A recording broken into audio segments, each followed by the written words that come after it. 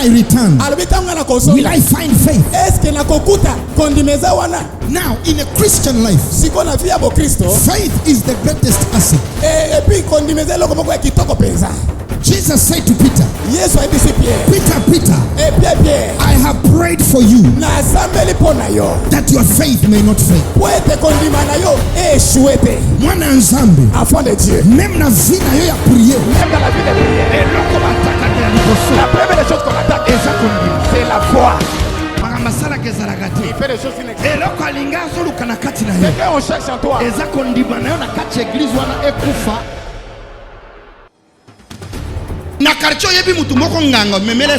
Tu connais un féticheur dans ton quartier.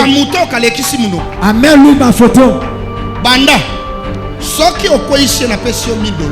Et si tu passes cet homme, je te donne $1000. Il va te chasser. Vous blaguez avec moi. Je ne suis pas à ton niveau, ne blague pas avec moi.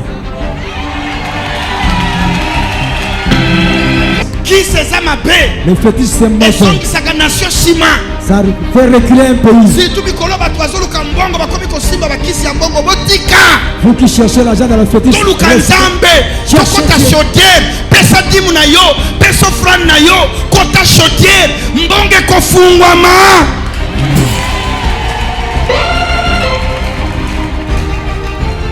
mais seed, sémence, provoque your blessing. Et provoque prayer. Le sambo, waters your seed. Et ce pas maï nous connaît sémence na yo. So you need these three. Ozana posa biloko misato. Your tithe, dîme na yo, your seed, sémence na yo, and your prayer. Pena prière na yo. Et cette stratégie que Satan a utilisée, kopengwisa bana nzambe belé, même ba pasteur oyo déjà ba mekamu sala nzambe zo simba te, bazo meri trouver bazo kenda ko simba bakisi ba vina bezo kangama.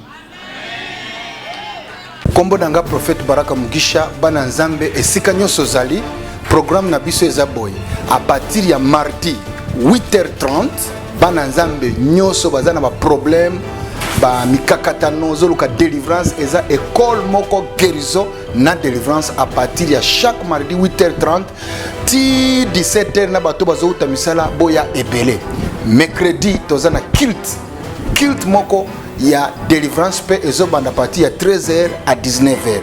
Jeudi tozana veillée de prière esika tozo matalikolo tozo fuka manase ko yebisa nzambe trop c'est trop il faut tozwa biloko oyo o lakisa biso o lakabiso. À partir ya dimanche tozali à partir ya 8h30 à 13h boya epele bokomona loboko ya nzambe na tikali kombo Baraka Mugisha. Miloleza ya nani asekwiye soko yebi asekwi ganga na yo kamilolo na yo. Hey, I got this good. Hey, my God is good. Hey, my God asekwi. Hey, my God is good. Hey, yes was a viva. Hey, my God is good. Hey, yes was a molongi. Hey, my God is good. Hey, toza balongi. Hey, toza balongi. Hey, toza balongi. Hey, toza balongi. Everything we do, blood do. Everything we do, blood do. Your man we do blood do. Your house we do blood do. Monitor. Your house we do blood do. Your man we do blood do. Your house we do blood do. Monitor. Your house we do blood do. Your house we do blood do. Somebody say, Milolo mama, give me monitors. Milolo bona Yesu. Oya lingi kopina te. Ndokine ye. Na sakoli bona yo. Le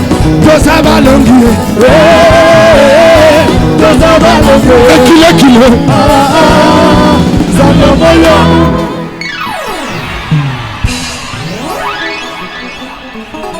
ekile Zambia moyo nalingonya ta malade nalingonya ta pauvreté nalingonya ta nyonso mabe eza na bato balobi lelo kopika te me naye kotelemela bango ekile Zambia moyo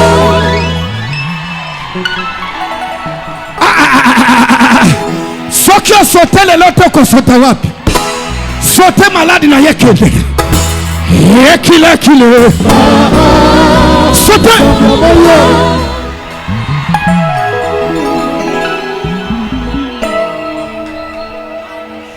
ekile Zambia moyo sikoyo nalingo beta satana o babenge yango nini Sabo fagom Sabo nini Sabo yango wana sapo soko obeti akenda musika Sabo yoza bile ya bandoki te yoza souffrance te kombo na yeza blocage te yoza lipamboli kombo ya mibale na pesi yo mwana elaka ekile Zambia moyo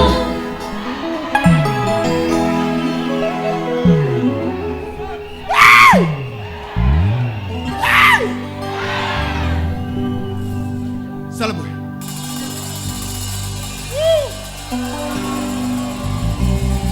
Eleki mama yele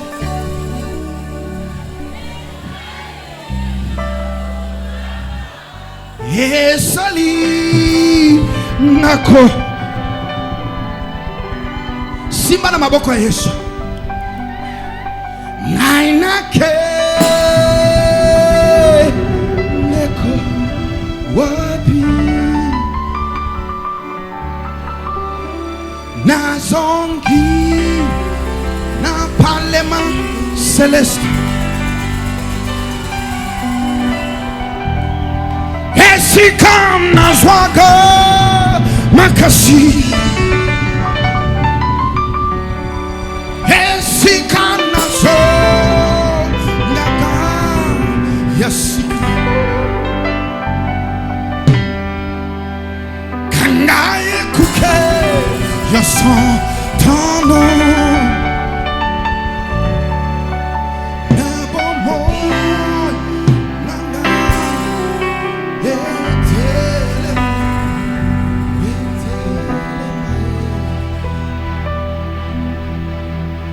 ya barake elekiba esalinga kobanga nakendeko salaboni nazongi na misima esika nazwaka makasi esika nazongaka yasika kana ekuke ya satana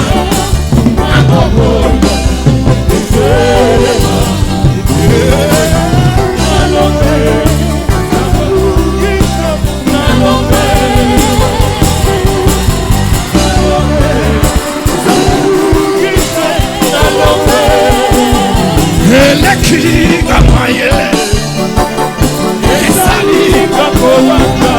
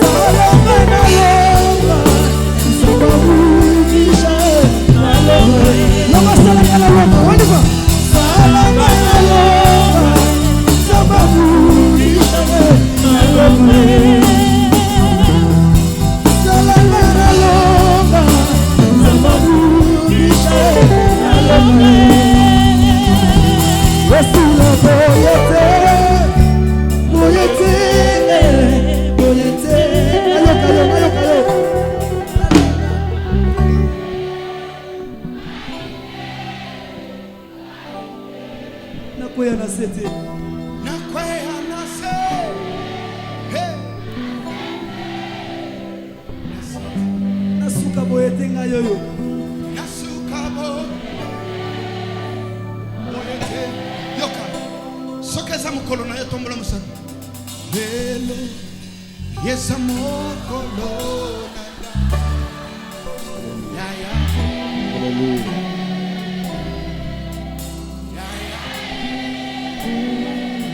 Loba eza mukolo nanga. Hey. Choir. Come on. Yebisa nzambe ngana kosuka awate.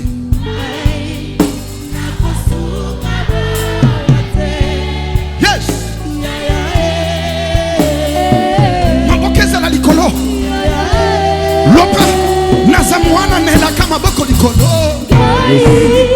Nazamwana nela kama.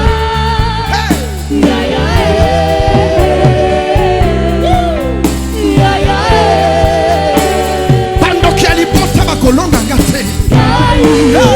Bakolonga ngate. Hallelujah.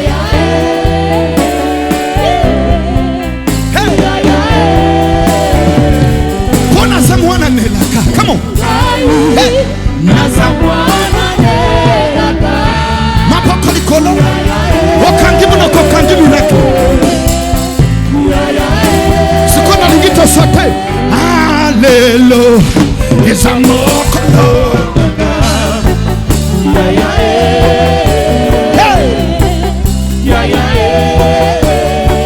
Ezamokolo ya nani?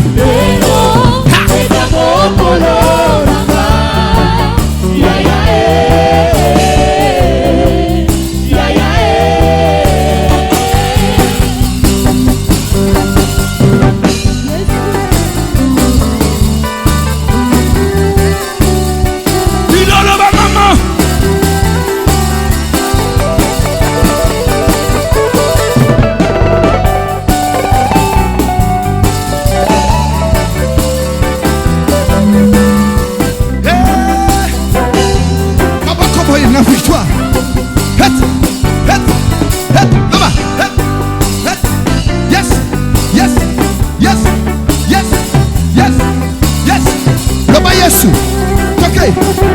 Ganga. Yes. Yes. Yes. Yes. Yes. Yes. Yes. Yes. Yes. Yes. Yes. Yes. Yes.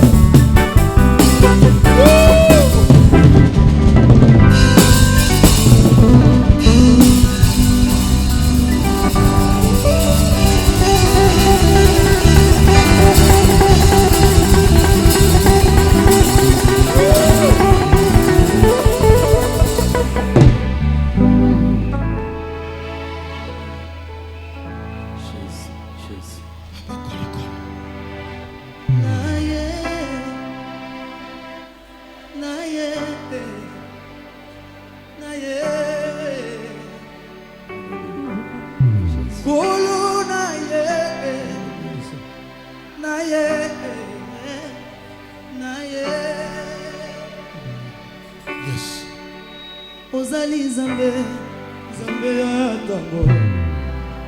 Ozali Zambe, Zamba makoki. Eloko nini olembana nango. Uta mokili ebana. Na likambo nyonso yozanga jamais solution. Eloko nini yoloba yesalema te. Yangona ye pana yokolo. Osalela ngai ikawa na yo. Soki pe konga koe kokite. Ochaka eleko na kimya na motema. Nanga yawe. Naye.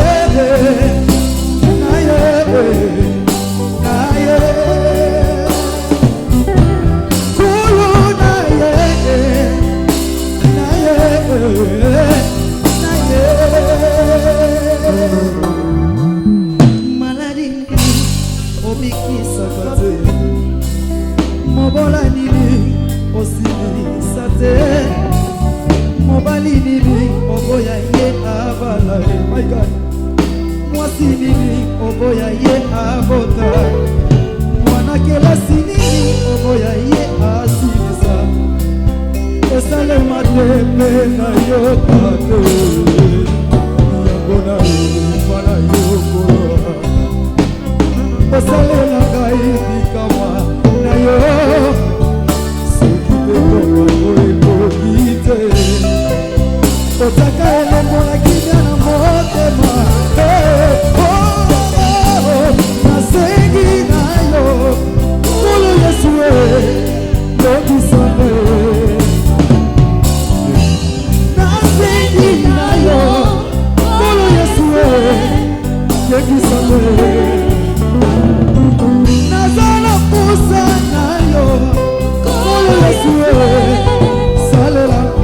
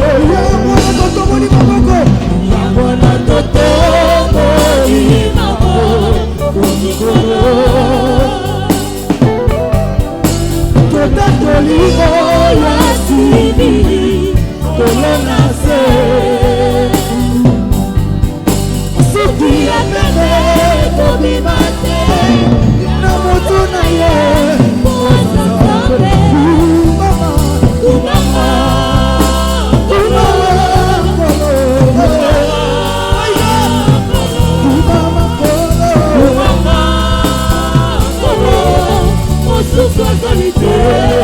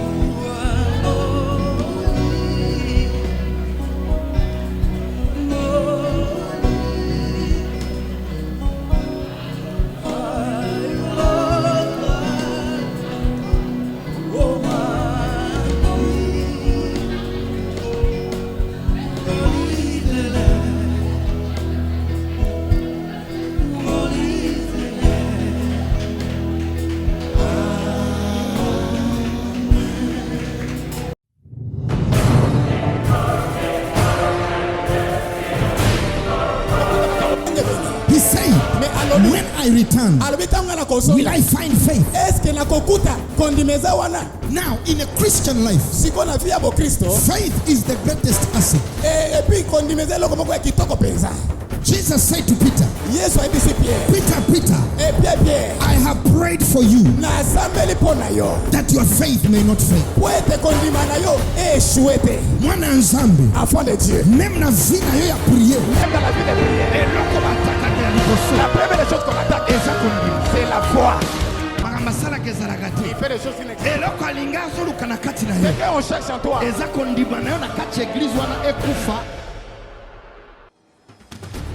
Yozolanda biso na musika 099 91 85 052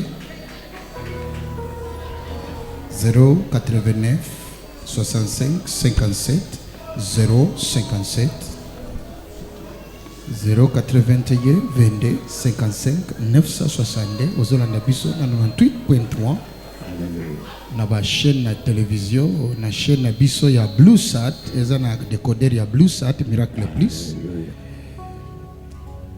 kanga ba numéro na biso na 099 pona ba obazali banda awa déjà loleza kofungwama tikota kelinge banda na sengio vraiment soko sokolina note kombo nanga prophète Bishop Baraka Mugisha nazozela yo na avenue Charpentier numéro 14 31 numéro 14 31 099 ndeba numéro nanga 099 91 85 052 ozolanda na mboka Brazza ozomona biso na Gabon ozomona biso na Angola Canada Belgique France bandeko na biso wazana Italie wazana Allemagne boyebisinga nazobosa na bino na bosa ni bino te bazolanda biso na Afrique du Sud na bosa ni bino pete 081 22 55 962 na yambi bino o bazolanda biso Aline Mondatie na yambi na ba o bayelelo na lisanga ya Parlement Céleste beteli bandeko na biso bazali banda maboko Jésus, Jésus, Jésus. Alléluia. yoza na kati kobenga te oyo banimereza pona ba o bazali banda na komeka koyamba oyo 4 5 na koka koyamba mususu bako continuer kobenga po bazwa tikotak na bango kobosa na te programme nanga ya mardi na koyamba partir ya 8h30 mercredi opération tikotak bandi à partir ya 13h à 19h tozana veille munene kolala na ndaku te mopepe ya mabezo leka na mboka jeudi à partir ya 18h veille awa ya miracle eza awa ya kosakana te nzamba pambola ba oba ye déjà soko zalaki na veille pepa na mona yo. God bless you, God bless you. Que Dieu vous bénisse. Bishop Baraka, I love you. Bishop Baraka na lingio. I love you so much. Na lingio mingi. Please this Thursday do not miss. Je dis au kozanga te. Nataka nikuone na tutafurahi. Na soki na moni yo en tout cas na kosepela. Na lobaga minoke bele. Kilti ya dimanche zo na koloba kiluba. Le dimanche prochain je vais prêcher en Chiluba. Na moni baluba lelo bayete. Ba Celeste nde baye baluba bayete. Now let me ask. Nani azana témoignage ya moto? Qui a un témoignage frappant? Nazo ata 10 personnes bazana témoignage ya moto balingi na yo kango. Je vais entendre 10 témoignages frappants. Amen. Zambia papa na biso azanzambe wa bikisaka ba oyaye. Pasteur tozalaki na ye jeudi na butu awa après veiller abimi abalozo ngana ndako. Akomaka kote ya rai wana po aluru wana akute na bakuluna. Balandiye babo maye. Amen amen. Babimisi ba macheti. Ba papaye.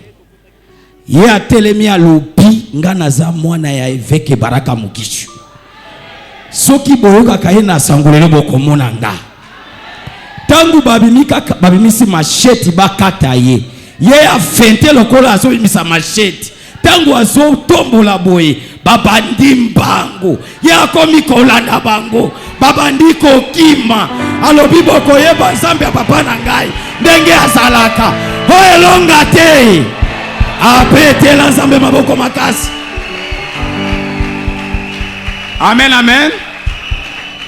Papa, tato moni a telemi aye ko témoigner monene ya Nzambe na yo. Alobi vraiment sali ba temps ebele ba futa ka mbongo te. Amen, amen. Mbongo na ye ba bloka ba vandela yango ba ligote. Papa zo lela zo souffrir. Alobi Nzambe ya papa na ngai ko tika ngai te. Parce que soko tiki ngai na ko souffrir. Nzambe sala quelque chose sema motema ya patron na ngai a libérer mbongo na ngai. Nzambe ya Baraka Mugisha za vivant. Kaka na prière asalaki na ministre zo ba ke papa ba libérer mbongo na esali 15 ans na maboko na bango ndenge to zo ba bo déjà basi ba libérer. Amen amen. To beteli Nzamba Mugisha maboko makasi.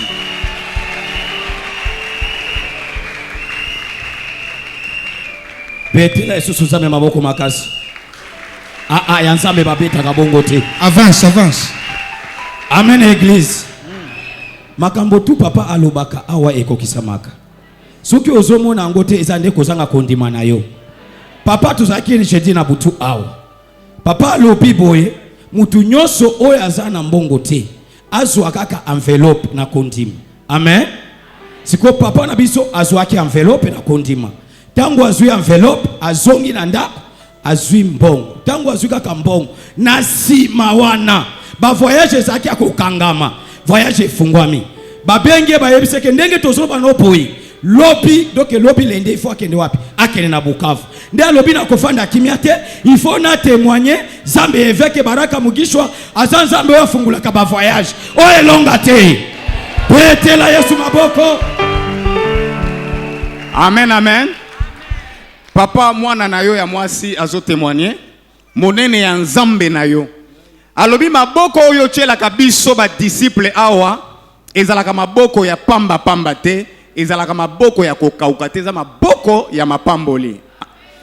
Alobi tango a voyager na nzela ya masuwa akutana bato ebele ndenge lobaki papa tosala évangélisation ya 1 million d'âmes ya lobi évangélisation wana kozala partout ata voyager akosala yango amen akutana bandeko na masuwa abandi kote ya bango sango malamu bato ebele bazaki na ba problème asambeli pona bato babeli babiki ezaki na ba serviteur de Dieu mususu bazalaki ona babiki non loboko ya nzambe wana eza insupportable ngai fona koma mwana ya Baraka Mugisha alobi a gagner mosali ya nzambe monene ayepe kolanda azape na kati na biso amen amen tobeteli Yesu maboko makasi beta lisusu koleka wana amen église papa lobaka wa bokozwa bandako ya ofele ndeko na biso azoloba boye azalaki na veye na biso au tango apimi akomika na nzela akute na papa moko azalaki na jipe ya telemi abi papa yaka nano zambe azosangisa nga kimia il faut na sala nini ofana na ndako moko na ngai eza na kenji chambre mutu akofana kuna azate mezambe nde azangisi kimia alobike il faut kende kofana ndako wana alobi nga papa unayeba na yete siko tangu wazongi na molimo abite papa asakolaki alobi tokozwa mapango ya nini ya ofele nde alobi na kokanga munoko na ngate ifona ya kotemwanye zambo ya Baraka 15 chambre bakabele pe lopango na kombo ya Jésus amen wana sokele ki avazele ndizo lopango hey Avenue Charpentier numéro 1431 toza awana premier mri limité funa Avenue Charpentier numéro 1431 kobosa nate mardi à partir ya 8h30 na zoyamba kombo nanga Bishop Baraka Mugisha yoza musika osokoli nanu te oza na kati ya takisi bima ata utiki na église wana kuna tiko takeza te na kijasa mobimezaka na parlement céleste OK nini wana amen amen awa tozo koma toujours na bakati ya batiko takezo salama toyebite so yobela nzambe ya nani papa bozo mona telemi awa yeba uti na même problème ya makamu ya salaire bavandela salaire na ye amen amen et ça la 6 mois papa zo kemba papa pena zo nguruta yango akomi lokola muta sala ka musala te alobi mengala za na nzambe moko oya papa na ngai Zamba Baraka Mugisha Zambe wala soko beleli ye fwa ya nola yo na pesa ka ba 10 000 nga na pesa ka ba offrande papa pakola kanga mafuta wane zaka ya wangila te amen amen abeleli Nzamba Mugisha lobi Nzambe pesa nga ye yano nazala posa ya réponse nazwa mbongo na nga ya salaire Zamba simbi motema ya patron ayebisi assistant na bi marga nazo voyager libere mbongo ya papa oyo ya 6 mois na ye akende kozwa yango ndenge nazo baboy papa basi ba pesi ba coordonner fois que nous kozwa na banque na siri 10 000 ya papa kozanga te amen amen to beteli Yesu maboko makasi beta lisusu koleka wana amen église papa za na nzambe mama bozo mona oyo za mwana ya Baraka Mugisha tozalaki awa dimanche aye na batu kaka ta uklite ezosi la kabo epa mama bandi diarrhée na isika oyo asali diarrhée 14 fois na isika oyo tangu réunion ezosi la kaka papa zui loboko atie likolo na ye alobi kaka ndenge na lobi bo esai nini esili kaka tangu papa atelemi akoti na bureau mbala moko diarrhée esai nini ekatani nde alobi na kofanda kimia te na kotika nzambe oyo te il faut na témoigner oyo longa te abeta maboko koleka wana amen amen to beteli su maboko makasi papa mwana na ozo témoigner alobi Nzambe na yo akota katina biloko ezala ba photo kokamwa kutu te soki banganga bazo utiliser ba photo po bakanga yo bongo photo ya mosali ya Nzambe sale loko te papa oyo akenaki na kwe moko ko retirer loko na ye moko quelque part tango asilisi azozonga boye akutani na groupe ya ba kuluner babandi ko 13 balobi tata bimisa biloko to eza na poche na yo soko bimisi biloko wana te ezala mbongo ezala nino obombi eloko moko komona biloko tokosala yo amen ya le biboti kanga ina uti quelque part na zozonga pardon abondeli bango bien so na pesa bino mbongo pobo za la calme babi yo bimisaka ka biloko to eza na poche to mona tout o to kopona to sepeli nango to zwi to kenango pas de problème yo bimisa na mbala moko par mesure de prudence lakisanga porte-monnaie wana abimisi kaka porte-monnaie oyo ndenge bozomona yango eza na photo ya papa Baraka Mugisha photo wana eza na papa Baraka Mugisha kaka tanga bimisi porte-monnaie bango nyonso babambani na mabele balobi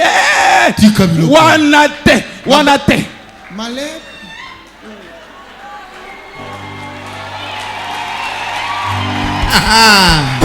Papa, babambani. Bango nyonso bakwei prophète na tanga Nzamba Mugisha bango tu.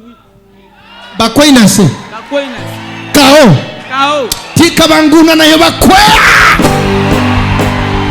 Tika banguna na yo bakwea. Bakotele maliboso na yote. Bakoma paralysé. Hey, makambeza kuinda wa Avenue Charpentier numéro 1431 tozali na premier mri limete koposa na te mardi à partir ya 8h30 na zoyamba yo mutoza musika zoba numero nanga oyo kutu yaka mbango kitana mutuka wana kitana taxi wana 099 91 85 052 ya mibaleza 089 65 57 057 ya misatu 081 22 55 960 Mungongo ozoyoka okoki kobenga nga prophète, apôtre, bishop Baraka Mugisha original naza na photocopie te. Nine sawana go. Papa mwana yo azo témoigner boy. Yaza soda. Alopi ozana Nzambe. Depuis otia maboko likolo na ye. Mokonzi na ye alalaka te. Tangu nyonso azokazaka bolamu mpona ye. Apese confiance moko ni baboti na ye ni mwasi na ye apese confiance ya bongo te. General wana apesaka ye confiance atonga bandako na Kinshasa ao. Alobi nazala mususu te kaka yonde okomi mwana na ngai. Nde alobi ngai na kotika Nzambe oyo te. Na makambo oyo azosala na vi na ngai. Ya mibale alobi nini? Aye na mwasi na ye abandiko ni makoya wate.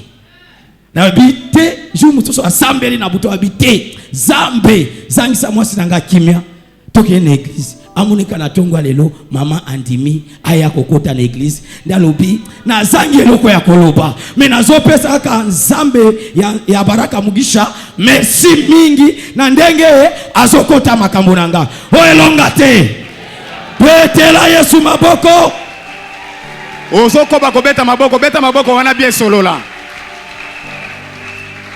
Amen amen. Ndeko bozomona oyo asambelaka na parlement te. Mais asali 2 jours maintenant aza ko assister na biso. Amen amen. Alobi jour moko alalaki na ndako. D'abord premièrement bakene ko sala test moko na ambassade ya Russie. Il fallait basala oyo so basali test wana au réussir ba pesio bourse auto benga en anglais scholarship. Amen. Sikoyo soko réussir na kati ya groupe ya bato na parce que bazaki 80 personnes mais bazo retenir seulement 44 personnes oyo soki ba réussir batindi bango na ba frère na bango bakozwa bango en charge.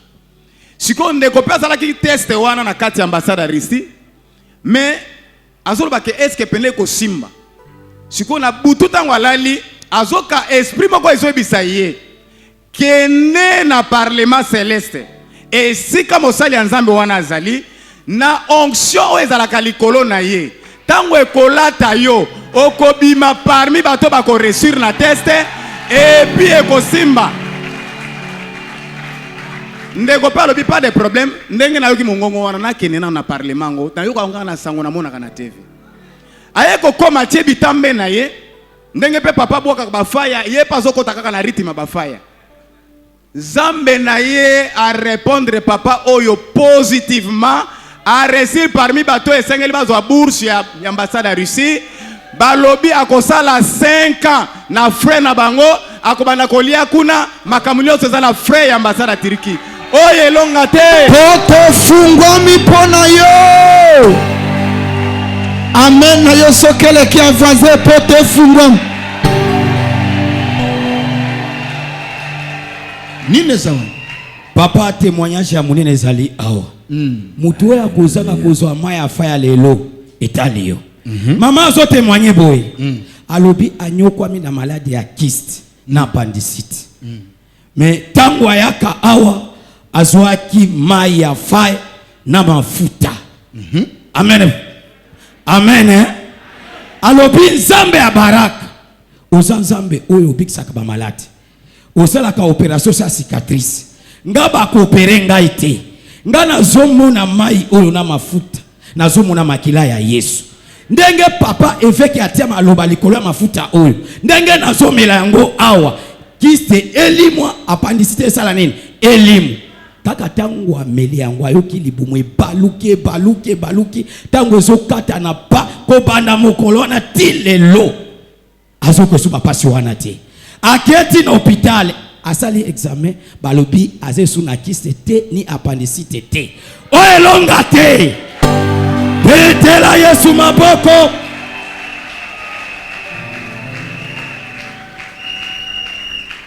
Amen, amen. 099 91 85 052. Now let me talk about a resurrection. Résurrection. Give me just 30 minutes and I'll be done. Pesanga 30 minutes na wasilisa. John 3:16. Jean 3:16. Please let's go there. We are talking about something to do with the resurrection. Tofongola yango tolobele loko moko za rapport avec la résurrection. Amen. Father, in the name of Jesus, Papa na kombo na Yesu. thank you for this word. Merci pour la liba oyo. Bless everybody that came. Pambola moto nyonso aye. Heal the sick. Bikisa babeli. Touch the weak. Simba ba lembi. In Jesus' name, Au amen. nom de Jésus, amen. Now, John 3:6 says, Jean 3:16 elobi. read for me, Mama. totangi pamba te nzambe alingaki bato ya mokili mingi penza yango wana apesaki mwana na ye se moko po ete moto nyonso akondimela ye akufa te kasi azwa bomoi ya seko. That is the purpose of Easter. Wana tina ya Pâques. There wouldn't be a resurrection unless there was a giving. Ekokai kozala na résurrection te soki kopesa ezalaki te. Where there is a resurrection, Tango résurrection eza, there is a giving away. elingola sa eza na kopesa moko kobonza. Where there is a rising, Esika eza na kosekwa, there is a giving away. eza na kokaba Where kobonza. there is a resurrection, Là où il y a la résurrection, there is death. il y a la mort.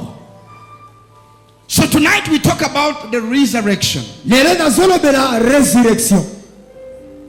We forget Tobosani that before resurrection, ke avant résurrection, there was a giving. ezalaki na kobonza. Heaven Lola thought about us akanisaki biso and gave. pe abonzaki, He apesaki, gave the best. apesaki ya motuya. So on Easter, Mokola Pâques, it is time to give your best. eza mokolo moto fa pesa ya ye ya motuya.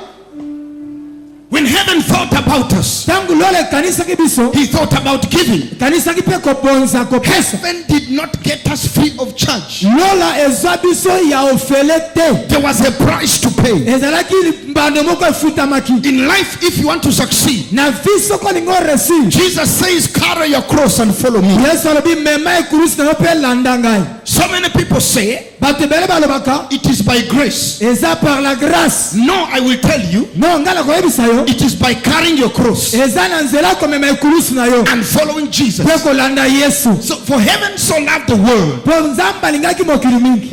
he gave his only son. Apesaki mwana se moko. So Easter means Pâques elakisi giving. kopesa. When you take a seed, Tango zwi semence, you throw it in the ground, obwaki na sa mabele, it dies. ekufi. And when it comes out, Pe tango ekobima, that is what we call resurrection. yango tobenga lisekwa. We cannot celebrate resurrection Tokoki kosepela na lisekwa te, and not talk about the giving. sans kolobela kopesa. Jesus came as a seed Yesu ayaki lokola semence, from heaven. kouta likolo. He was sown in the ground Balonaki ye na mabele, for 3 days. pendant 3 jours. And on the 3rd day, Pe na mokolo ya he misato, resurrected. asekwaki. And we are the fruit of that seed. Pe biso ali mbuma ya semence wana. Let me tell you, A seed is powerless unless it is sown. semence ezangaka nguya soki baloni yango te.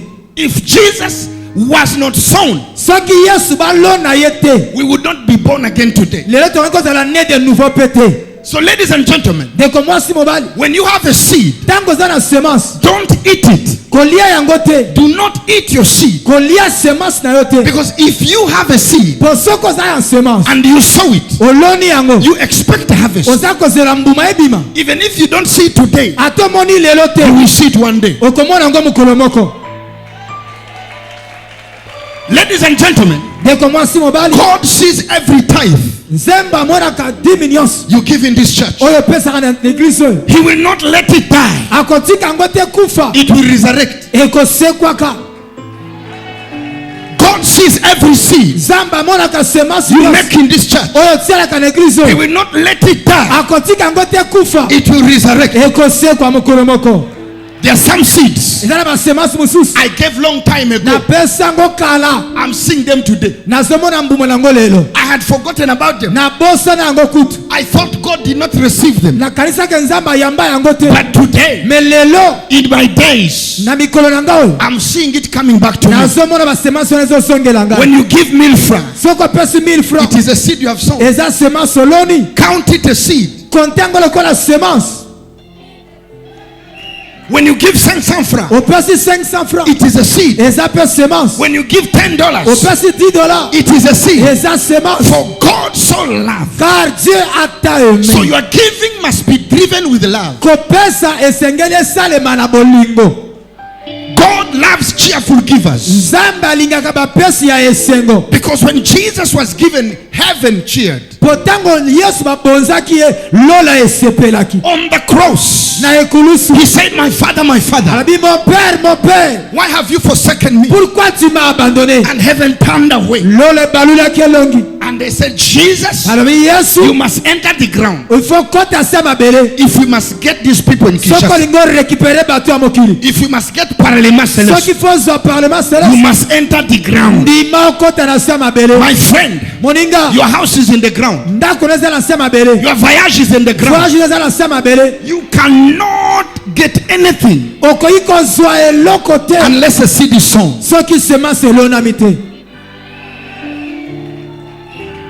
I tell people Nayebisaka bato that the key of open heaven is tithe. ke fongola ya kofongola lola eza dîme. But giving Me kopesa provokes a blessing. eprovokaka lipamboli. Prayer Prière waters your seeds. eza koarrose semence na yo. Nasonge, Je reprends. tithing Dîme opens your heaven. efongolaka lola na yo. Seeding Semence provoke your blessing. eprovokaka lipamboli na yo. Prayer Losambo waters your seed. esopaka mai likolo ya semence na yo. So you need these three: Oza na posa biloko misato. your tithe, Dîme na yo, your seed, semence na yo, and your prayer. pe na prière na yo. Someone can say, Moto moko koloba I'm gonna pray, nakosambela but I will not give money. me nakopia mbongo te. You will die poor. Okufa mobola. Okotonda molimo okufi Tu mobola. seras rempli de l'esprit mais tu vas mourir pauvre. Mususu Un autre, apesi tim. il donne la dîme. Lolo naweza kufungwa. Le ciel est ouvert. Aswaka wa réponse. Il a des réponses. Asa na ebie. Il est bien. Mais okenda musika te. Mais il n'avance pas dans la vie.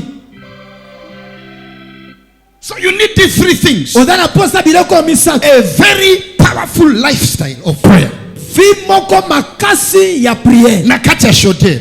Dans la chaudière. Yami pale. Le deuxième, Dimu na yo. ta dîme. Ezela 100 francs. Même si c'est Na 100 vie francs, ezanga te. que ça ne manque pas. Soki likambo esalema na église. Si quelque chose arrive à Oh l'église, boy, papa asengi. un projet quelconque à l'église, Sala makasi. fais un effort Osalaga mwa semence. de contribuer aussi. Po semence na yo. Parce que ta Ne semence provokaka mapamboli na va mazima. provoquer les bénédictions. Dimu efongoli ba fenêtre. La dîme ouvre les écluses. Prière nde mai ya makambo nyonso La zosala. prière, c'est l'eau qui arrose tout ce que tu fais. Kopeta ba angelu ya molili.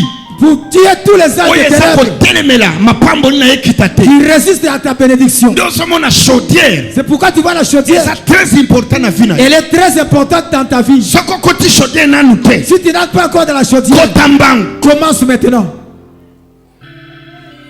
bana nzambe boyoka Avant de dire écoutez, ya biso aza Mohamed te notre Dieu n'est pas Mohamed, aza kimbangu te n'est pas Kimbangu, Kristo Yesu c'est Jésus-Christ. soko ke esika bakunda ye Si tu vas là, bakoma mukolo tombo oyo c'est écrit le prophète abima troisième jour est sorti le tombo troisième na ye jour. eza vivant Son tombeau est vide. eza vide Son tombeau est vide. kanga makasi vide Très très fort vide. soki eza vide Si le tombeau est vide, soki eza vide si est vide, bato bazobloke finance na yo ceux qui bloquent tes finances, bakoka yo te il ne faut pas te. yoka men na bango yoka men na bango Ton amen est trop petit. Deutéronome Deutéronome 8 verset 1 Deutéronome 8 verset 1. bwaka fa 3 fois awa bwaka makasi koleka wana yoka yo bwaka makasi bandoki bazika. So you need these three. Wanaposa biloko misatu. Tithing. Dîme. Any person who does not tithe, Moto ya pesa ka dîme te. you walk under closed heaven. Atambola kana se alola moko ekangama. Even when you pray, Ata tango sambeli. your prayer cannot penetrate Prière na yo ko pénétrer te. because you have no key to open heaven. Parce que zangi fongola ya ko fongola likolo. Deuteronomy 8:1 says what? Deutéronome 8 verset 1 elobi nini? Quickly, my madam. Tanga mbangu mama. bosalela mibeko nyonso oyo napesi bino lelo Mbosalela mibeku ona pesi bino lelo. yango ekobanda kosalisa bino mpo bozala makasi mpe bokoma ebele Mibeku eza ba principe.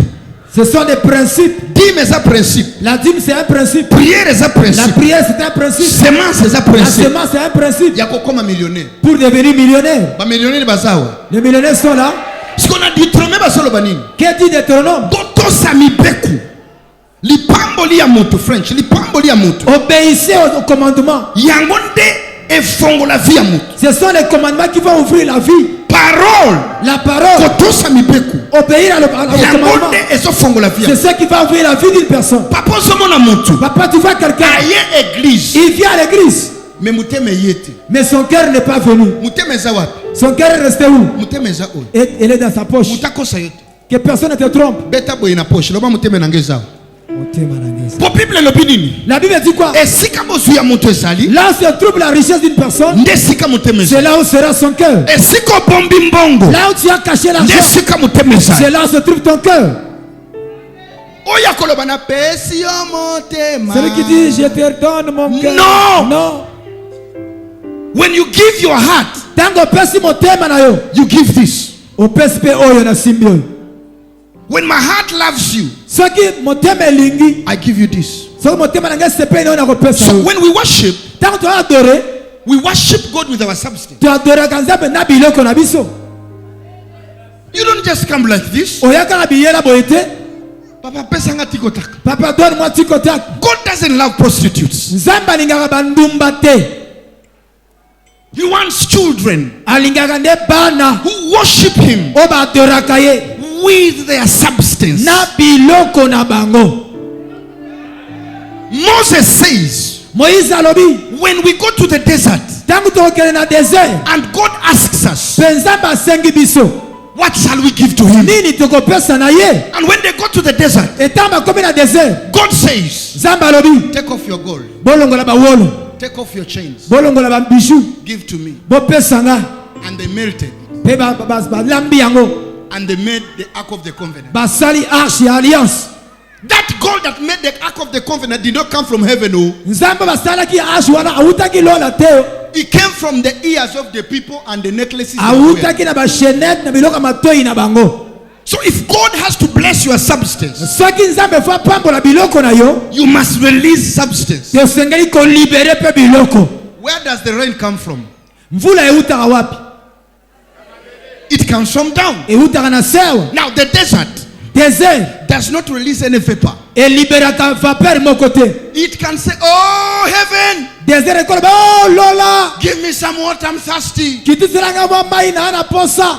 And the heaven will say, loleko ya ndola boye you gave me nothing, oh. yo pesinga eloko te I can't give you anything. nga pe na yena loko kopesa yo te Please, I'm dying. s'il te plaît nazokufa Nothing you gave me. yo pesinga eloko te So what comes down oyo ekitaka na se is determined by what goes up. eza tetemene na oyo emataka likolo Do not be deceived. kokosama te Whatever a man sows, nyonso moto alonaka so shall he reap. yango nde abukaka Do not be deceived. kokosama te Whatever man sows, oyo nyonso moto aloni so shall he reap. yango nde akobuka If you sow hatred, soki oloni koyina you will reap hatred. okobuka mpe koyina When you sow love, oloni bolingo you will reap love. okobuka bolingo So giving is in all areas. kopesa eza na badomene nyonso But for some of you who need money, me mpo na bango baza na posa mbongo you need to sow money. popesa mpe mbongo Money in the kingdom. mbongo na kati ya bokonzi na ye To build the kingdom. mpo na kotonga bokonzi ya nzambe To advance the kingdom. mpo na kofaire avanse bokonzi ya nzambe For your breakthrough. mpo na perse na yo When people don't give in church, soki bato bazopesa te na eglize they tie their blessings. bakangi mapamboli na bango When Peter gave Jesus a boat, ntango pierre apesaki yesu masuwa na ye to bwatu na ye Jesus filled it with fish. yesu atonisaki yango na mbisi But who was the first to give? me nani azalaki moto ya liboso apesaki It was Peter. ezalaki pierre So before Jesus can finish your need, avant yesu asilisa baposa na yo you finish his first. yo silisa nani oyo aye That is how it works. esalaka nde boye You are committed first, oza liboso engage yo moko and then he's committed. nde nsima nzambe akosangaje Africans, baafricain if we must end poverty, soki tokosukisa bobola we must give with a loving heart to our God. il faut topesa na motema bolingo epa ya nzambe na biso You see the many how we are here. omoni ndenge tozali awa We can buy land and build a church tokosomba lopango totongi mpe eglize if we are willing. soki toza na volonté wana But who is willing? me nani aza na volonté Very few. baza moke Very few. baza moke bata volonté If we decide today soki tokoki kodeside that we are lelo going to build God a church, totongela nzambe temple we can build it in 1 week. tokotonga yango na un mois seulement But very few are willing. me bato moke kaka baza na volonté You know why? oyebi mpo na nini We come to church when we give, we think you are giving to Baraka. toyaka na eglize na ntango kopesa tokanisaka topesa baraka No, you don't give to Baraka. bopesaka baraka te You are giving to God. bopesaka nzambe You are not helping Baraka. ozosunga baraka te You are helping yourself. oza komisunga yo moko When you build God a house, soki otongeli nzambe ndako He will build your house ye mpe akotongela yo for your children, mpo na bana na yo for your children. mpo na bana ya bana na yo It is very shameful eza eloko ya soni to come to church koya na eglize empty-handed. maboko pamba I would rather sleep hungry, nakosepela kutu nalala ta nzala but on Sunday bring an offering for God, me dimanche namemela nzambe ofrande according to the ability that God has blessed me. selo makoki oyo nzambe apamboleli nga My friend, moninga I have never seen a person give nano namona te moto kopesa in church and he dies poor. na eglize mpe akufa mobola There was a woman in Goma. eyaki na mwasi moko na goma She was left with $500 on the account. atikalaka na $500 na konti na ye She walked up to me. aye pa na nga By the way, buy this for you. You buy Liputa, Easter for your wife. Huh? thank you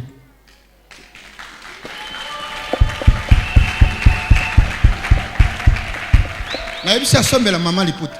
Amen. Na santini nzamba lebi no, pesa ya somba Liputa. Amen. Mabeza wapi? Tika na yebisa yo. laisse-moi te dire Masi aye. la femme est venue Alobi église elingelo menga na tikali na $500. et dit l'église va quitter mais moi je suis resté avec $500 Na sokenda ko vide compte nanga. je vais vider mon compte Baraka.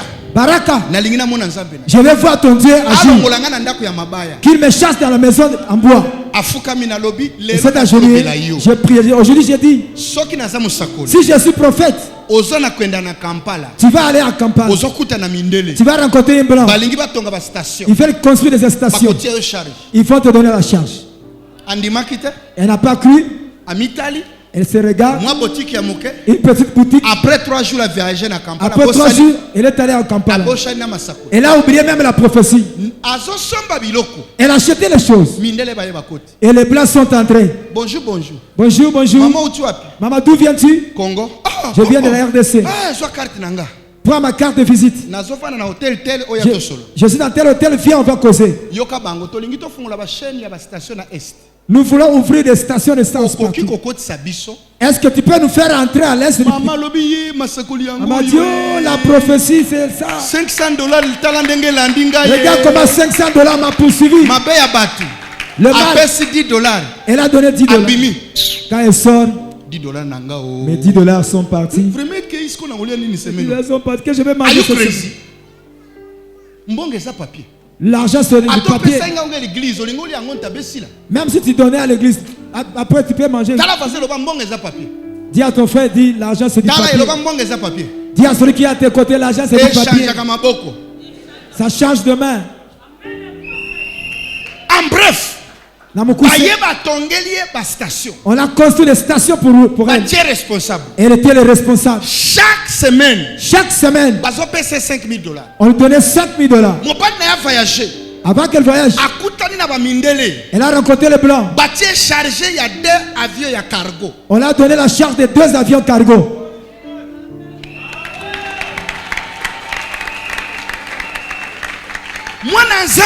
Enfant de Dieu, la semence associe ta semence à la foi. Appelle ça la semence du mariage, la semence de ma guérison, la semence pour mon voyage, la semence. Donne cela un nom.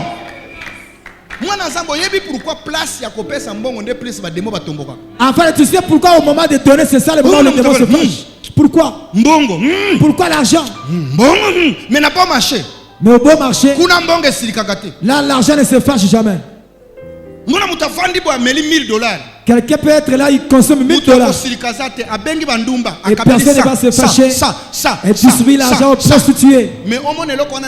Mais pour qu'il fasse ça à l'église, là il faut que Jésus descende.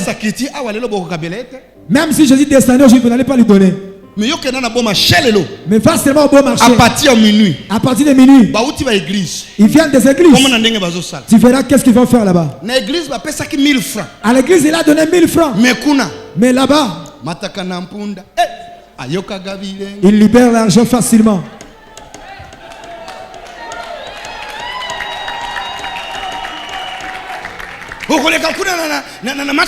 Tu passes à Matongé. Komona yo pasi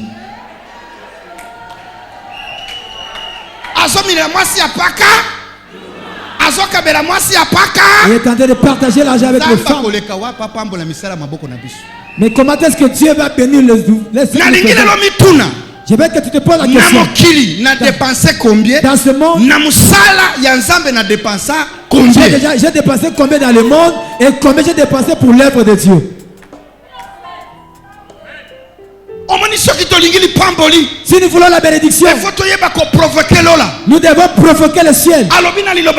Il dit dans sa parole, si nous pouvons obéir, si nous allons obéir, si nous pouvons obéir à la parole, le principe de la parole de Dieu, c'est là où se trouve le secret de l'élévation.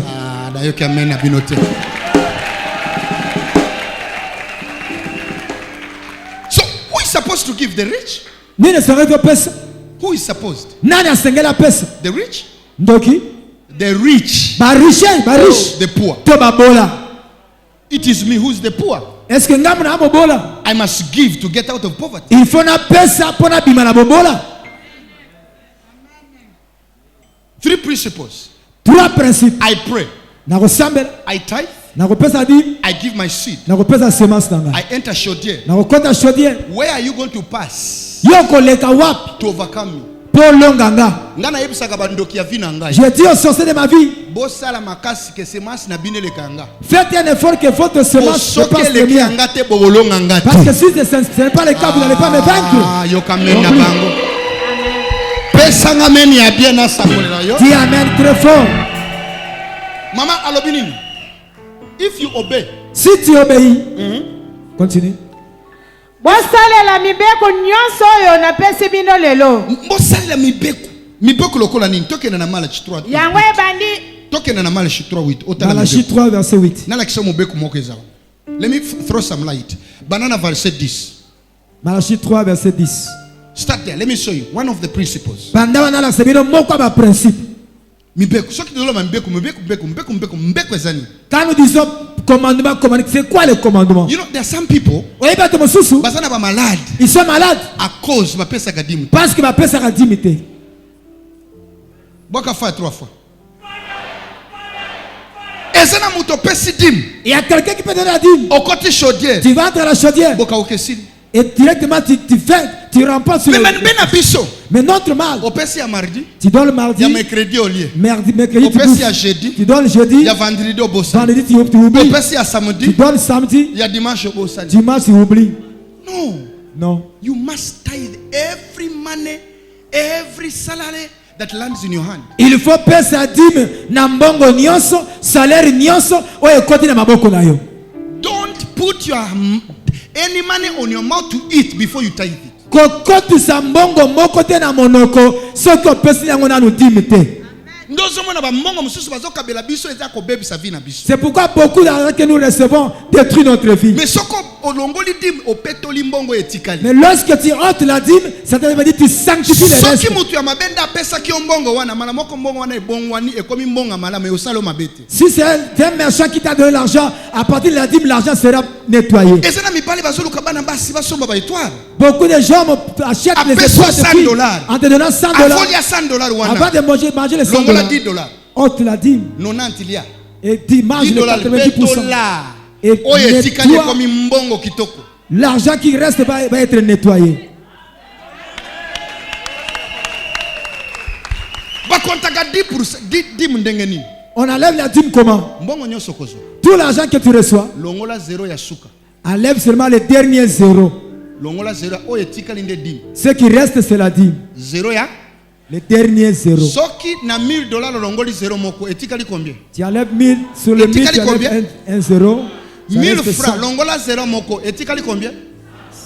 500 francs longola 0 moko etikali combien? 50. Bakontaka 10 ndenge wana. C'est comme ça on compte la dîme. 10 longola 0 moko ya suka. La dîme, sur le montant reçu, enlève seulement les derniers zéros. Okangi 0 ya suka otali oyo etikali nde 10. Ce qui reste là, c'est ça la dîme. Osantiri yango? Tu le sens? Ezana ba mama na biso bazoloba 10 eza nini? Non, yo longola ka 0 ya suka. Beaucoup de mamans se posent la 40 question, 000 c'est quoi la francs dîme? olongoli 0 moko etikali combien? 4 000 francs. 4 000 francs, tu enlèves un zéro, Wana ya yote. il reste 400 Wana francs. eza ya nzambe. Ce qui reste, c'est pas pour toi, Wana c'est eza pour Dieu. clé ya kofongola lola. C'est la clé qui va ouvrir le ciel. Bwaka fa ya 3 fois na sakola. Oyebi pourquoi batu mususu okota ke église masakola ezo kitela yote. Tu sais pourquoi beaucoup de gens, vous ne recevez pas les Soki na prophéties? komi siko zali na moni béton. Quand j'arrive sur toi, je vois un béton. Message na ezo kitate. Le message ne descend pas. Dime yaka wapi? D'où vient la dîme? E yaka na ndaku ya nzambe. La dîme vient dans la maison de Dieu. Obombi yango soko ye dimanche. Tu viens le yango na dimanche, kati ya enveloppe. mets ça dans l'enveloppe. Le kali boso na chair. Tu vas devant. Le ka papa pambola. Que papa te bénisse. Libota na yo. Ta famille, Makila na yo. ton sang, Misala na yo. tes travail. Dime ata ya 100 frères dim. Même si c'est 100 francs, c'est la Ata dîme. papa ata ba kabilo 2000 francs, 200 francs oliate. Même si on te donne 2000 francs, ne mange pas les 200 francs. Oyokinga mwana nanga. Tu me comprends, mon enfant? Olingo réussir. Tu veux réussir? Olingo comme un millionnaire. Tu veux devenir millionnaire? Soko olingo comme un millionnaire. Bwakilanga fa ya 3 fois. Si tu veux devenir millionnaire, tu fais 3 fois. Sala boy to sala alliance. Loba C'est lelo. l'alliance. Nakosala biloko oyo.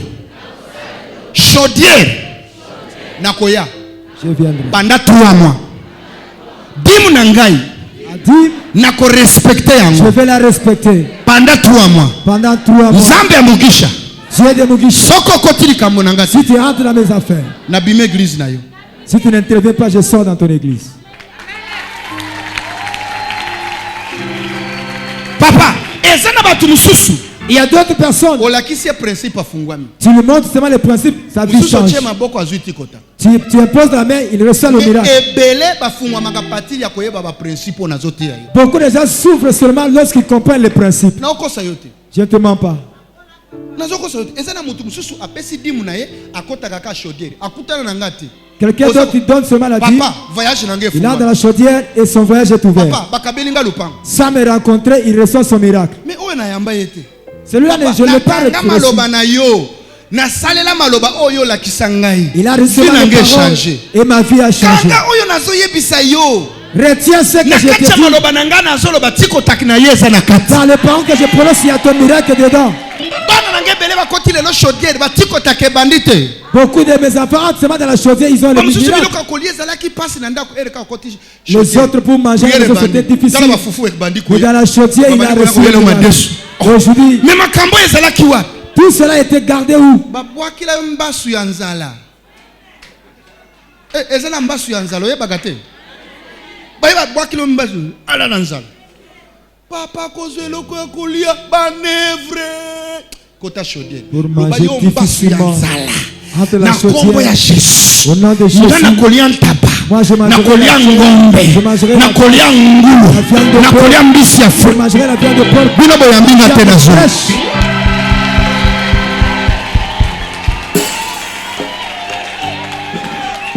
nga deja naza na kati ya chaudiere Moi je suis déjà dans la na chaudière. bashene ozamona libumu ekiti te Vous voyez mon ventre se dimu rétrécit. na ngai ezozanga te Ma dîme ne manque jamais. nazoloba yo demo ya pauvreté Toi, démon de la pauvreté, avant tokota décembre avant d'arriver au mois de décembre, efo nayoka sango ya jet na nga je dois écouter la nouvelle de efo mon Dieu. nayoka sango yo ozoluka nini Je dois recevoir la nouvelle de mon Dieu. provoke yango Provoque avant cette nouvelle. tokota décembre Avant d'arriver au mois de nayoka décembre, mutu moko azwi $1 million j'apprends que quelqu'un a reçu $1 million.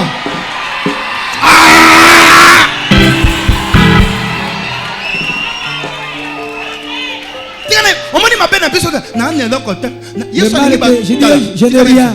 yesu kristo Jésus-Christ alingi bato baza na eloko veut voir ceux qui ont quelque chose. ye moko aloba Il a dit dans sa parole, oyo aza na eloko te celui qui n'a rien, na oyo aza na yango même le peu qu'il a, basala nini qu'on puisse Basala nini? l'ôter, qu'on enlève bapesa oyo asali nini et qu'on le remette à celui. oyo aza na yango ye nde bakobakisi Celui qui a quelque chose, on lui ajoutera. tala soki ovandi na église obandi koloba ngai naza na eloko te ozomiloka ndoki ya vi na yo kaka yo À l'église, lorsque tu dis que tu n'as rien, tu deviens le sorcier de ta propre vie. nazoyebisa yo vérité Je te sens le vi na yo vérité. mobimba Toute ta vie, tika koloba naza na eloko te ne dis jamais je n'ai rien. ngai nayebi seri moko nateka sapato mpo napesa na église Il y a un moment, j'avais vendu mon soulier. nazoloba liloba wana eleka nga te eza yanga bana na nga mwasi na nga bakokufa pauvreté te J'ai donné mon soulier pour que la pauvreté n'entre nalukelaka pas dans ma famille. kopesa eza te nalobi jamais nazonga motakala quand même Je préfère rentrer le pied nu. osakana na semence Ne joue pas avec la semence. biloko misato 3 choses. semence La semence, dîme la dîme et chaudier la chaudière. ndoka telema Le sorcier ne va pas résister. na quartier oyebi mutu moko nganga memela ye foto kaka Tu connais un féticheur dans ton loba quartier. kamuto kalekisi munoko Amène-lui ma photo. banda soki okweyisi ye napesi yo $1000 Et si tu passes cet homme, je te donne $1000. akofinga akobenga na yo Il va te chasser. bino bozosakana na nga Vous blaguez avec moi. na niveau na yo te kosakana nga te Je ne suis pas à ton niveau, ne blague pas avec moi.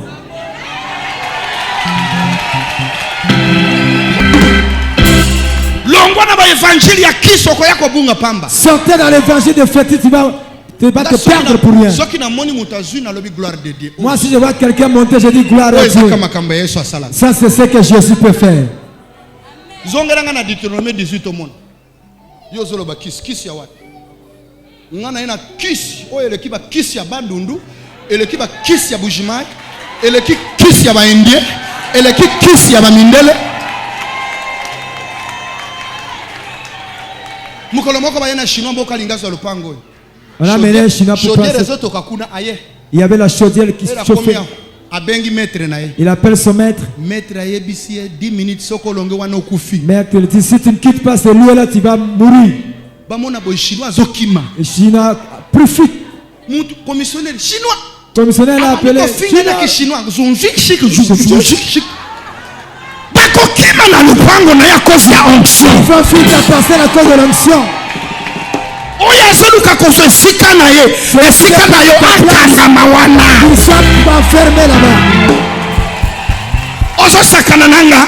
Tu blagues avec moi. Ozosakana na esika na nga. Blague avec moi. Nyonso yanga eza na moto. Tout ce qui m'appartient a du feu. Bana parlement boyokanga. Enfant de parlement, écoutez. Eza na puissance eleki ya Seigneur. Il y a une puissance qui dépasse celle de Dieu. Mais pendant nini tokomisaka kisi? Mais pourquoi nous glorifions les fétiches? Soki eloko esalemi elekeli yo malele, omona yango te, elingi koloba eza kisi. Si un miracle s'opère qui dépasse ton entendement, ne l'attribue pas aux fétiches. Tika nalakisa yo.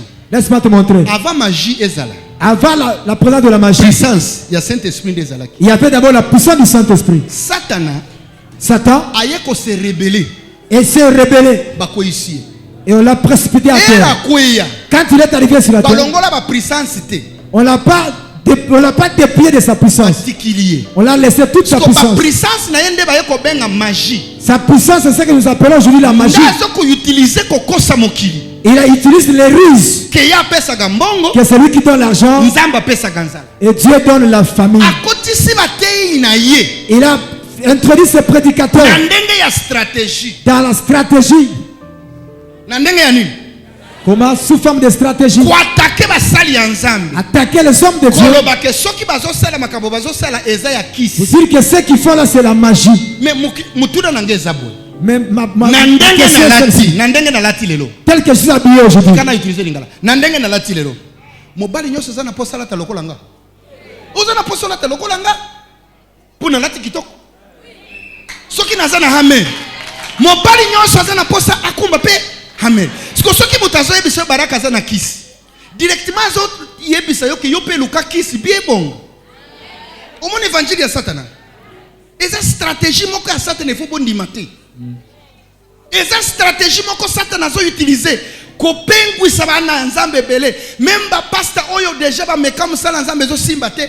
Bazo me retrouver bazo kenda ko simba bakisi ba vina benzo kangama.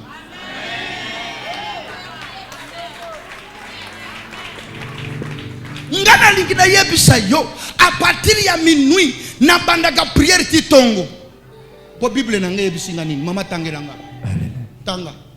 La magie tue des générations. Kokota ka kisi te. Ne touche jamais à la magie. Ne touche pas les fétiches. Soki ko yebo simba ba kisi yako tubela. Si tu as touché au fétiche, viens te Ko bana na repentir yo ba bika. pour que tes enfants guérissent. Qui c'est ça ma bé? La magie est mauvaise. Qui c'est ça ma bé? Le fétiche c'est Et mauvais. son qui sa nation sima. Ça fait reculer un pays. Si tu mikolo ba toazolu ka mbongo ba komi ko simba ba kisi ya mbongo botika. Vous qui cherchez l'argent dans le fétiche, Tolu ka restez. Nzambe. Tokota chaudière. Pesa dimu na yo. Pesa fran na yo. Kota chaudière. Mbonge ko fungwama.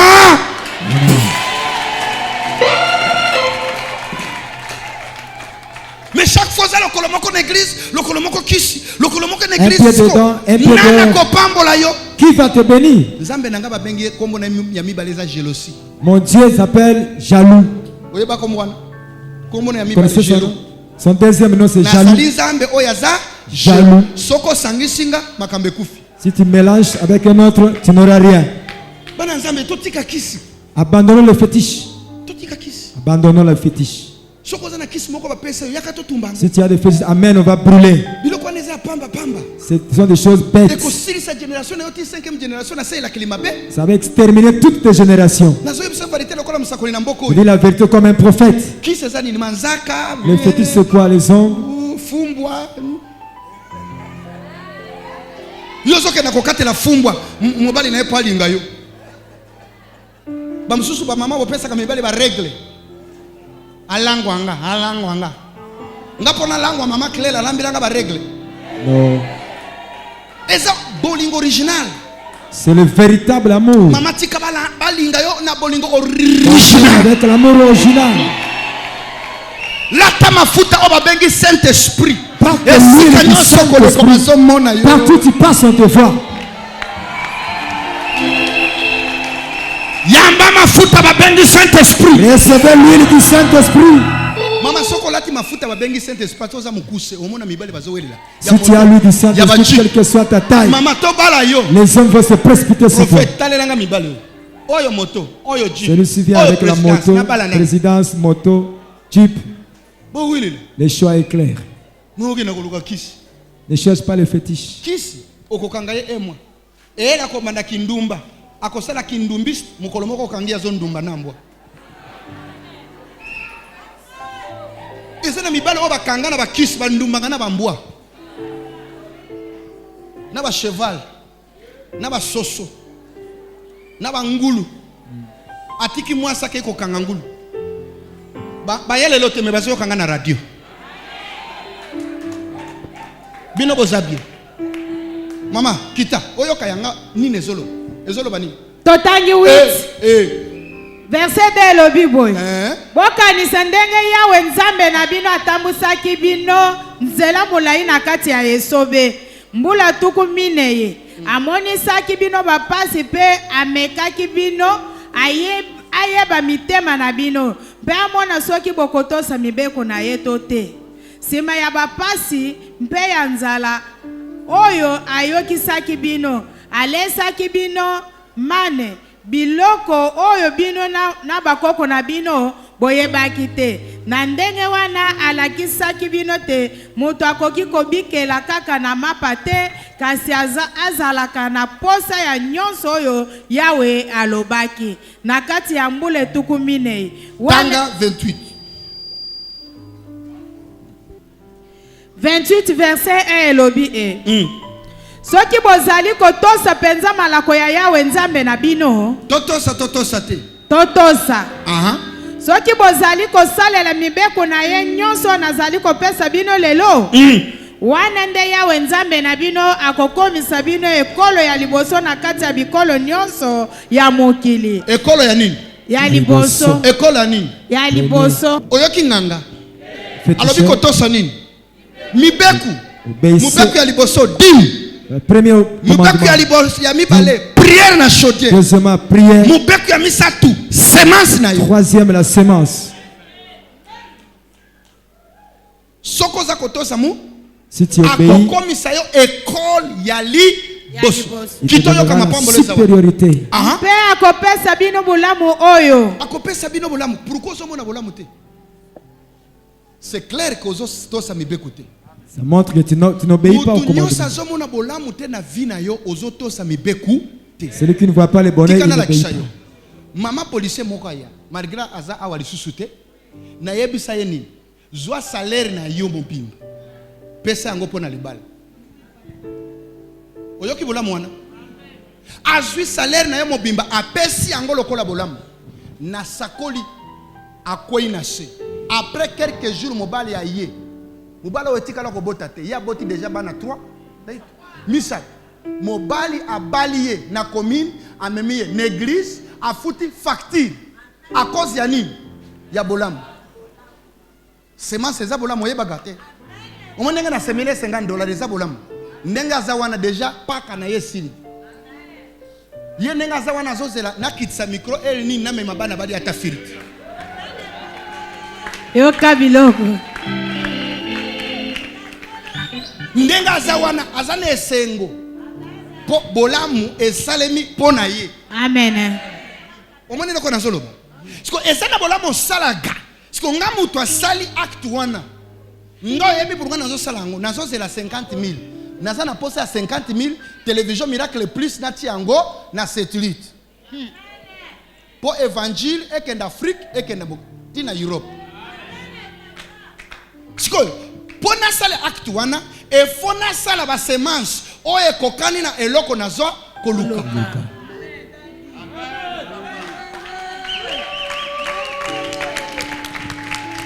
Beta maboke solo la.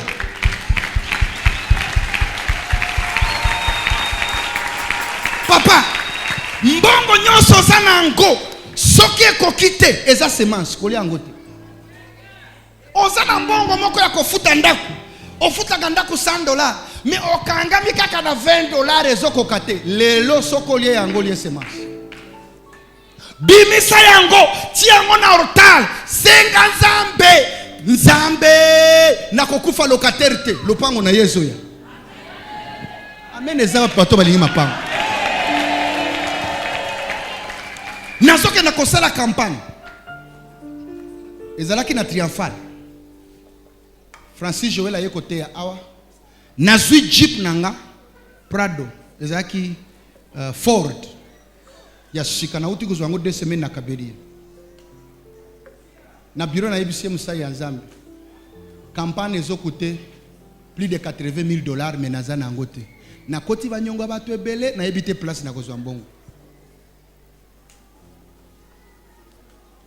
mususu ebisinga ifalo teka ngo na lobite même ata na teke kokati o eza semence na sirisi wana na kaiko tala kizamini aza pe na campagne isika wana na tele maboy na yo kazote ka livre abandi $2,000 bato abimite $1,000 bato abimite Angelu atele misima nanga lobi somba mabele oyo na obina somba lobi ndenga resir yo pe fo resir elo zobima lokota mabele pesa semence na compte nazaki na $5,000 pour na campagne auto sangisaki pour na campagne na yebisi na micro papa nazo na 5,000 livres bato bagangi batomboli maboko nzamba pambolo baraka okenda liboso est-ce que maloba wana ezwanga te oh ata mutu alingi yo te soko pesi semence mana moko apamboli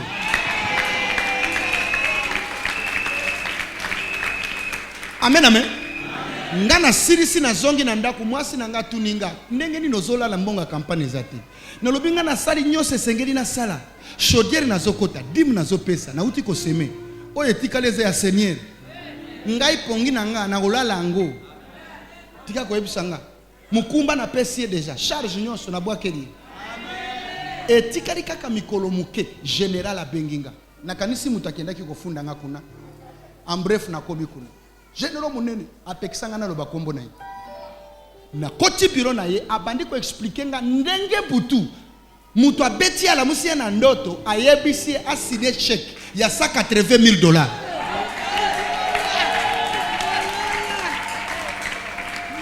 ngana zana posa lokola 60 à 80,000 mutu azo signer chèque ya 180 apesinga mala moko na zongi na pongi na kanisi na lali na tuni garde nanga na lali alobi eza ndoto te nalobi makambo eza solo alobi eza solo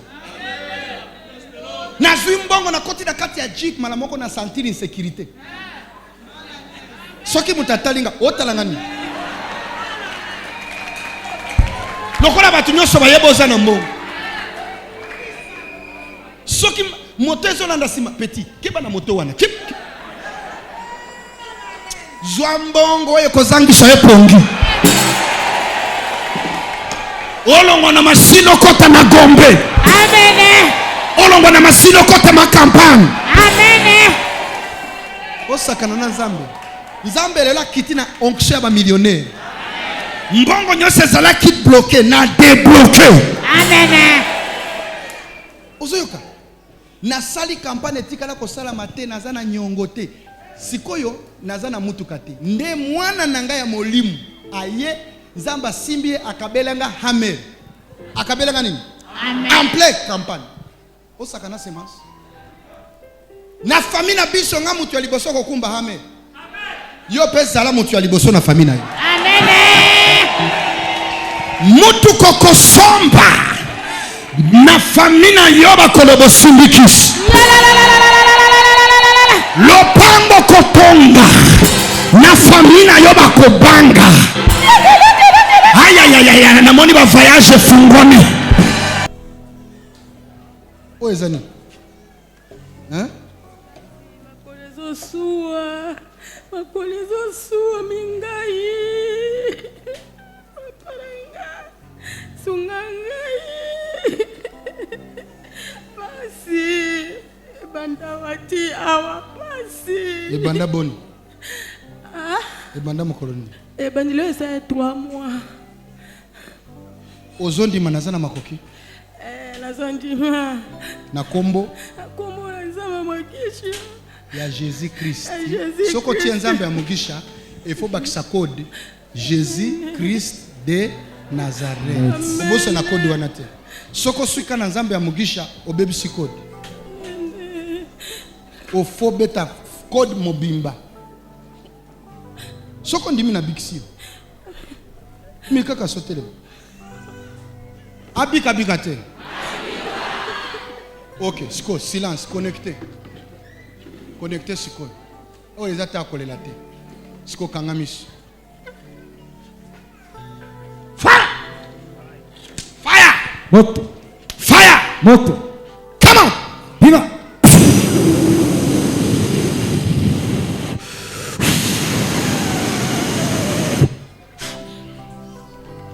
My God. Mathieu. My God. Mathieu. Come out. Viva. Come out. Bima. Come out. Bima. Come out. Bima.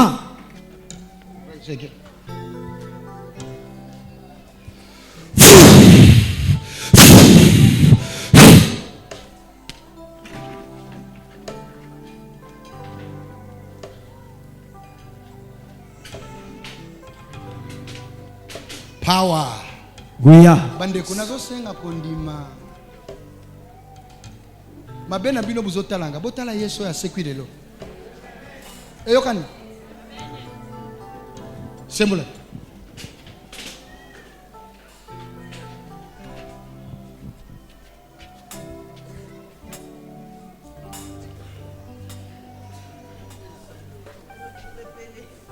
Non, qui peut peler.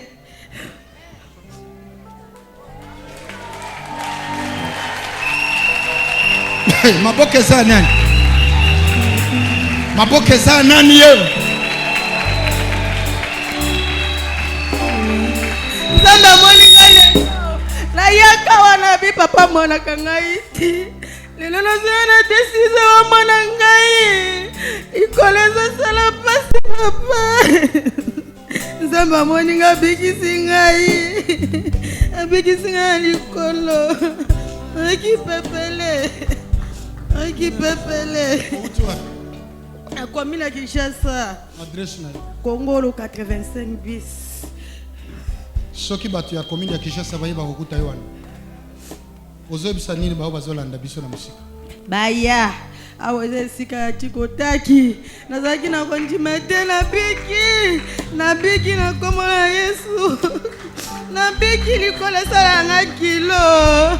Likole sala nga kilo. Na biki nzambe na nga moninga lelo. Nzambe na nga moninga lelo la yaka bamona nga ite. Lelo bamoni ngai.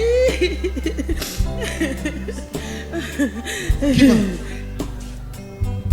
Kima. Baba bana oseka yo baseka lisusu. Pante na sambe. Loboko likolo. Hey! Azuwa lokomo. Odongila ke mosatu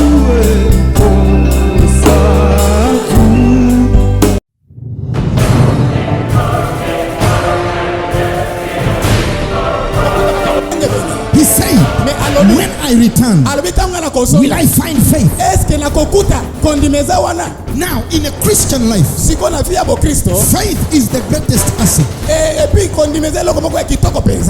Jesus said to Peter, Peter, I have prayed for you that your faith may not fail. Mwana nzambe, même na vie na yo ya prier, La première chose qu'on attaque, c'est la foi. Masala kezalagati. Il fait des choses inexplicables. Eloko alinga solo kana kati na yo. On cherche en toi. Eza kondima na yo na kati eglise wana ekufa.